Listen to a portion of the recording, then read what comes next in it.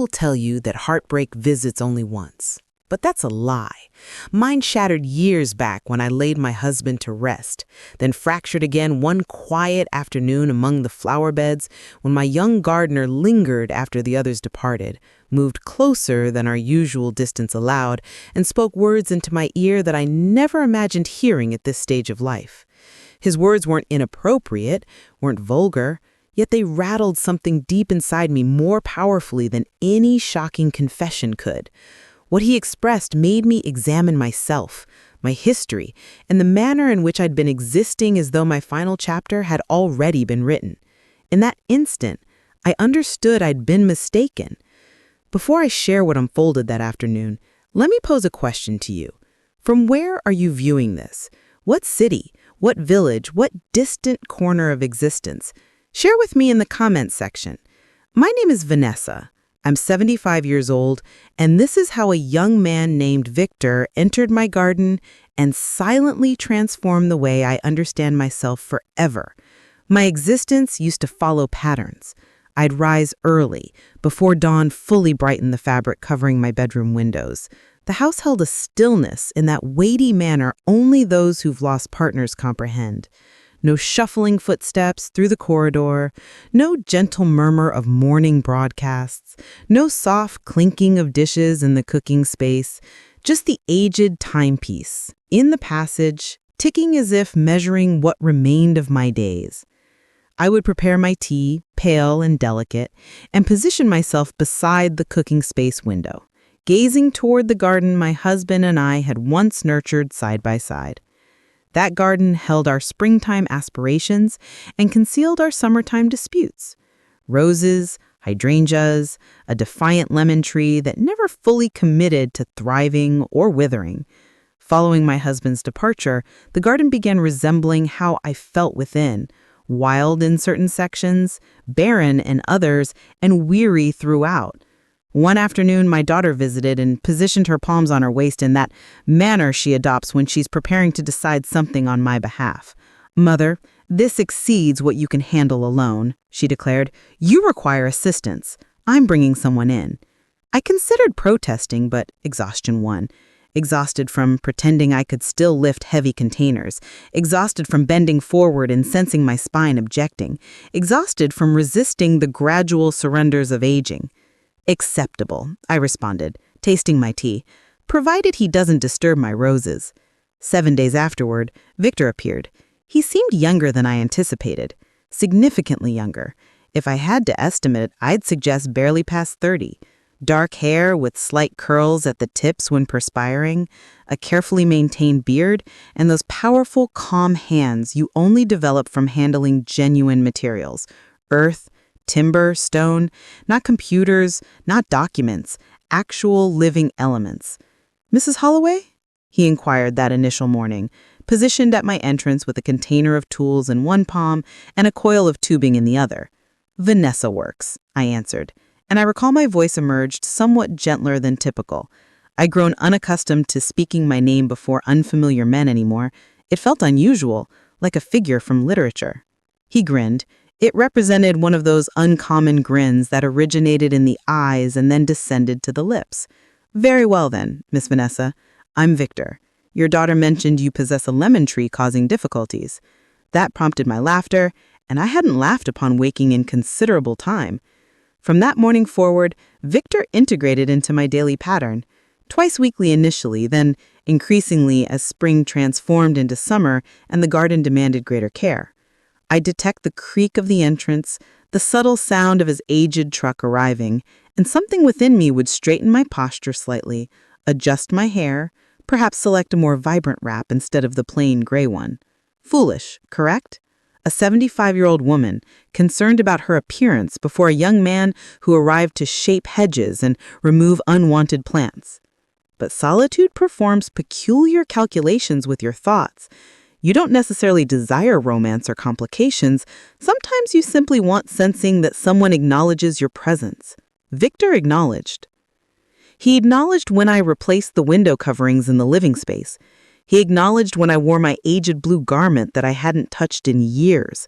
He acknowledged when my palms trembled slightly more than normal carrying the irrigation container. "You ought to allow me that task," he stated one afternoon, carefully accepting the container from me. His fingers tactiled mine for merely an instant, and I experienced something I hadn't experienced in years, that swift little flutter in the chest, like a bird attempting flight. I muttered, "It belongs to my garden," embarrassed by my personal response. "Correct," he stated quietly, "and I desire you to appreciate it, not injure yourself within it." That marked the initial moment I recognized Victor didn't observe me the manner most individuals did. My family cherished me, but they addressed me as though I was constructed of crystal.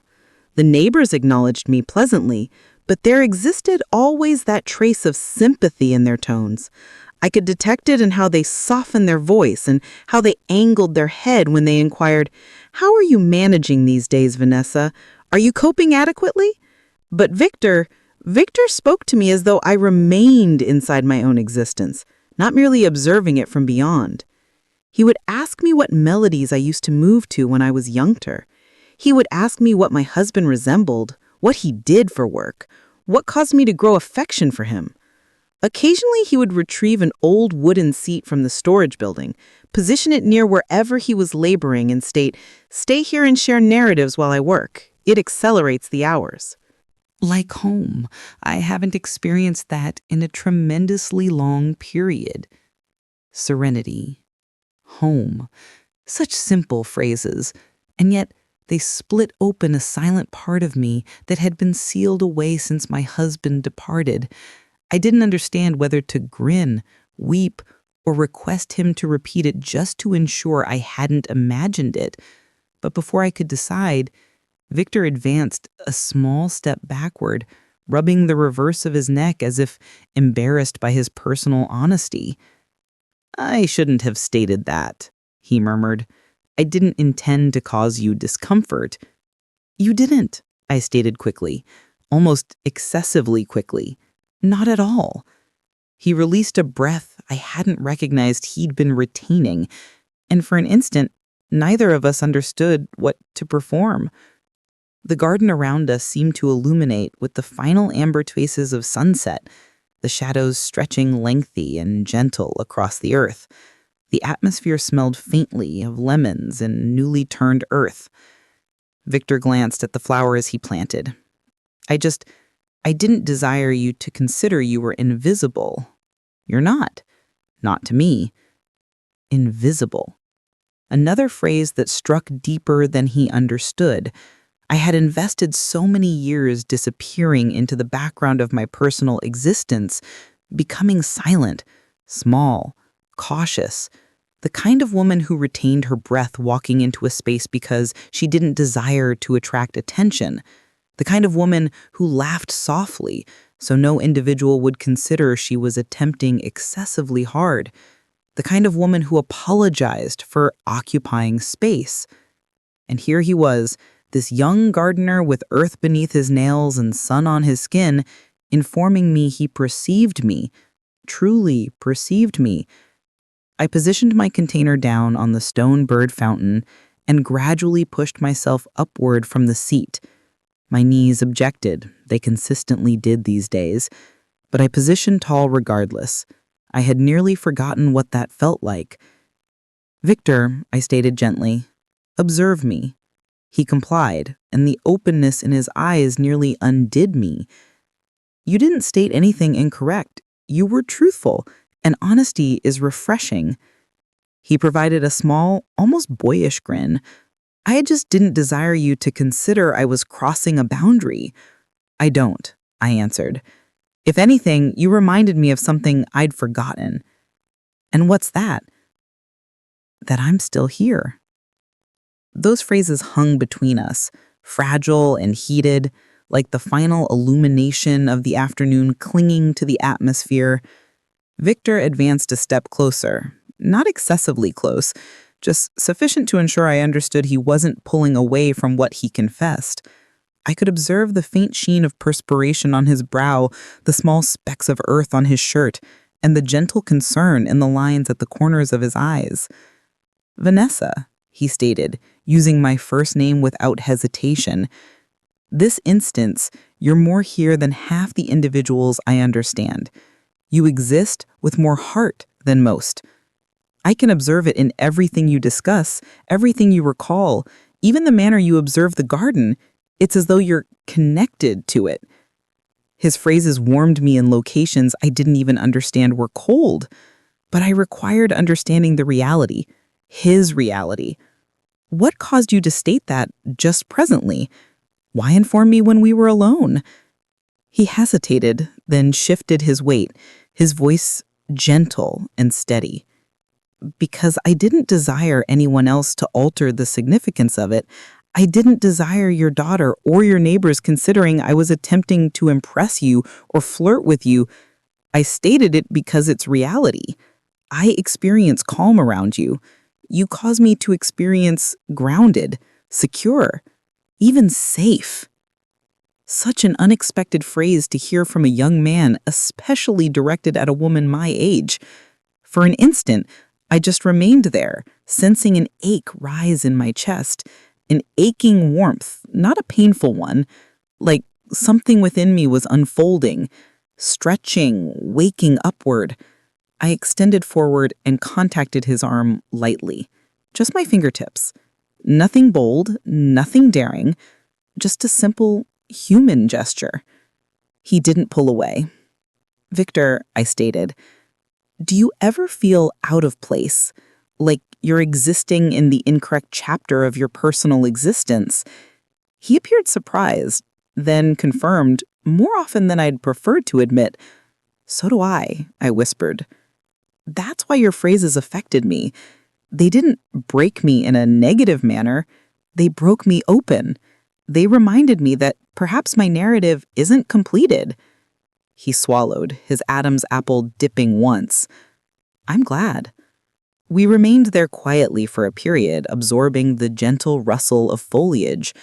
The sun finally dipped behind the fence, and the garden turned cooler, gentler, almost blue in the fading illumination. Victor finally said, "It's becoming late. I should depart." I confirmed, but a small part of me wished he would remain just slightly longer. Not because I anticipated anything from him, but because it felt positive, comforting even, to possess someone nearby who understood me without trying to fix me. He retrieved his tools, coiled the tubing, and positioned everything neatly inside the storage building. Then he returned to me, removing his palms on the reverse of his pants. He said, "I'll be here Thursday morning. If you need anything before then, you can call." "I will," I answered. He hesitated again, examining my face as if attempting to memorize something. "Good night, Vanessa." "Good night, Victor." He walked toward the entrance, his steps gradual at first, then steady. When he reached the latch, he watched backward once instant. His eyes softened, and he provided a small confirmation, as if he were acknowledging something between us that didn't need to be spoken. Then he departed. I remained alone among the flowers and fading illumination, feeling the breeze cool the warmth on my cheeks. My heart beat quietly but powerfully, the manner it had years back, when I still believed in possibility. When I finally entered inside, I moved differently, more slowly, but not from age. More slowly because something within me had shifted. A recognition. I wasn't invisible. I wasn't completed. And perhaps, just maybe, there remained still parts of me left to discover, parts I'd buried beneath routine, grief, and silent resignation.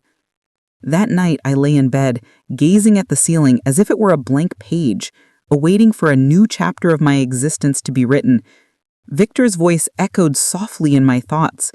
"You make me feel serenity, like home." The phrases didn't haunt me. They held me. They reminded me that life, even at 75, can still surprise you, still warm you, still crack your heart open, not to hurt you, but to allow in a little more light. And I noticed something else as I drifted off to sleep. Sometimes the most unexpected connections are the ones that give you back your own reflection, the one you thought you lost long back. Victor did that for me. He caused me to feel perceived. And in that simple, silent instant in my garden, he reminded me that it's never too late to feel alive.